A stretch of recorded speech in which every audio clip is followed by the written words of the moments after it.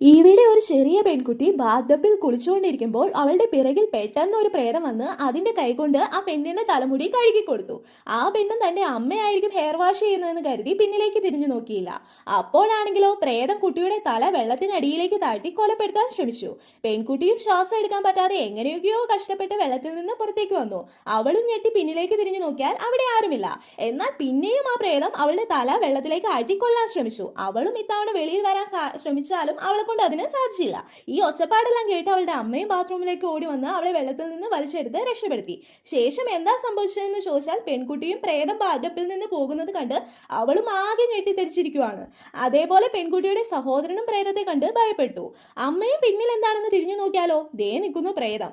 അത് വന്ന് ഇവളുടെ കയ്യിൽ പിടിച്ച് അമർത്തി. സഹോദരൻ പെൺകുട്ടിയെയും കൊണ്ട് പുറത്തേക്ക് ഓടി. പെട്ടെന്ന് ആ പ്രേതവും കൈവിട്ടതുകൊണ്ട് അവളും വേഗം ബാത്റൂം പൂട്ടി പുറത്തേക്ക് ഓടി. നോക്കിയാൽ ഇവളുടെ കയ്യിൽ ആ പ്രേതം പിടിച്ചെടുത്ത് വരകൾ വീണിട്ടുണ്ട്.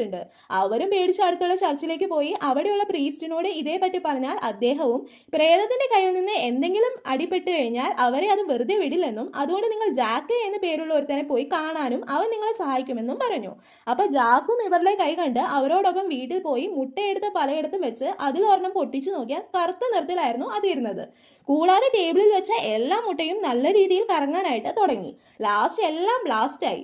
അതുകൊണ്ട് പ്രേതത്തെ എങ്ങനെയെങ്കിലും ഓടിക്കാനായി അതിനുള്ള കാര്യങ്ങൾ അവർ ചെയ്യാൻ തുടങ്ങി.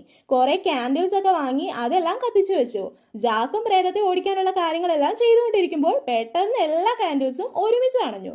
അത് കണ്ടതും അവരെല്ലാരും ഞെട്ടി. പിന്നിൽ നിന്ന് എന്തോ ശബ്ദം കേട്ട് തിരിഞ്ഞു നോക്കിയാലോ, അവിടെയാണ് ആ പ്രേതം നിൽക്കുന്നത്. വന്ന ആ പ്രേതവും ആ സ്ത്രീയെ എടുത്തെറിഞ്ഞു. അപ്പോൾ കുട്ടികൾ രണ്ടുപേരും അവളിൽ നിന്ന് രക്ഷപ്പെടാനായിട്ട് ടേബിളിന്റെ പിന്നിൽ ഒളിച്ചു. ശേഷം ടേബിളിന്റെ മുകളിൽ നിന്ന് ശബ്ദം കേട്ട് പുറത്തേക്ക് ഇറങ്ങി നോക്കിയാൽ ടേബിളിലിട്ട് വിരിയും മേളിലിട്ടിട്ട് പ്രേതം അവിടെ കയറി നിൽക്കുവാണ്.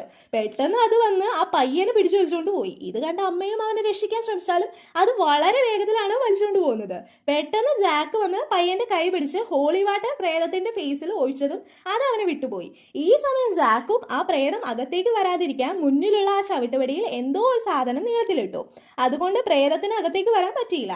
എന്നാൽ ആ പ്രേതവും ആ വഴി അല്ലാതെ മറ്റൊരു വഴി അകത്തേക്ക് കയറാനായിട്ട് നോക്കിക്കൊണ്ടിരിക്കുവാണ്.